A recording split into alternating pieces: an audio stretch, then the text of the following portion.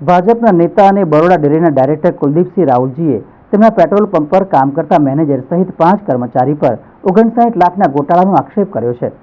આથી તેમણે 4 કલાક આ તમામને ગોંધી રાખ્યા હતા તેમજ જાનથી મારી નાખવાની ધમકી આપી હતી। આથી આ મામલે પેટ્રોલ પંપના મેનેજરે ડેસર પોલીસ સ્ટેશનમાં કુલદીપસિંહ રાહુલજી સામે ફરિયાદ નોંધાવી છે। ડેસર સાવલી માર્ગ ઉપર કુલદીપસિંહ રાહુલજીનો સીએનજી પેટ્રોલ પંપ આવેલો છે।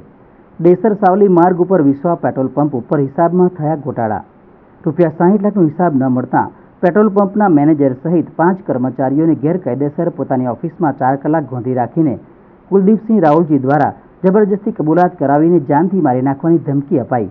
જબરજસ્તી ધાક ધમકી આપીને પેટ્રોલ પંપ ઉપર ફરજ બજાવતા મેનેજર અને 4 ફિલરો પાસે સ્ટેમ્પ પેપર ઉપર અમે પૈસાની ઉચાપત કરી છે તેવું લખાણ લખાવી 60 લાખ પરત કરવા માંગણી કરી અને જો 60 લાખ રૂપિયા નહીં આપો તો તારા બાપાને કહેજે તારે જમીનનો દસ્તાવેજ કરી આપવો પડશે તેવી પણ ધમકી અપાઈ।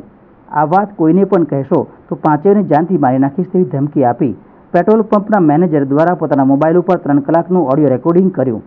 કુલદીપસિંહ સતત ગાળો અને ધમકી આપતા સાંભળવા મળ્યા।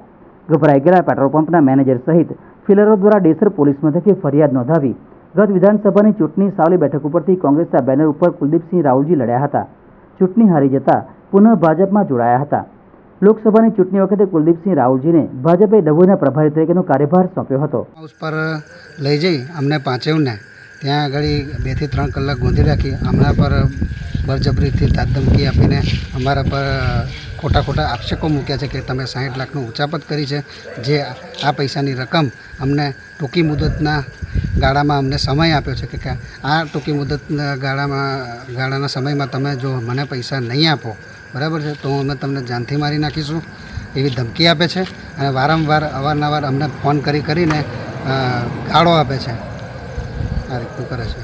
તમને ગોંધી રાખીને પોતાની ગાડીમાં કુલદીપસિંહ એમની ગાડીમાં કંઈ લઈ ગયેલા હતા એવો પણ આક્ષેપ કર્યો છે। પછી અગાઉ અમને આ બધું અમારા પર ઇલ્ઝામ લગાવીને અમને સાવલી બધી નોટરી એમને પોતાની જાતે પેટ્રોલ પંપ પર પોતાની જાતે નોટરી લીગલ પેપર ઉપર લખાણ કરી અને નોટરી કરવા માટે અમને એમની ફોર્ચ્યુનર ગાડીમાં બેસાડી 5 જણને સાવલી લઈ ગયા હતા અને સાવલી વકીલને ત્યાં જઈને નોટરી કરાવી હતી।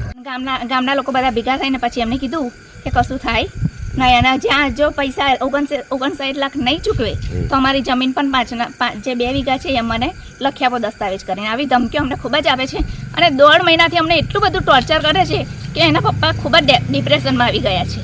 બેન શેના 59 લાખ રૂપિયા છે? એમના હિસાબ જે નથી મળતો એમનો આરોપ એમના પર આક્ષેપ લગાયો છે।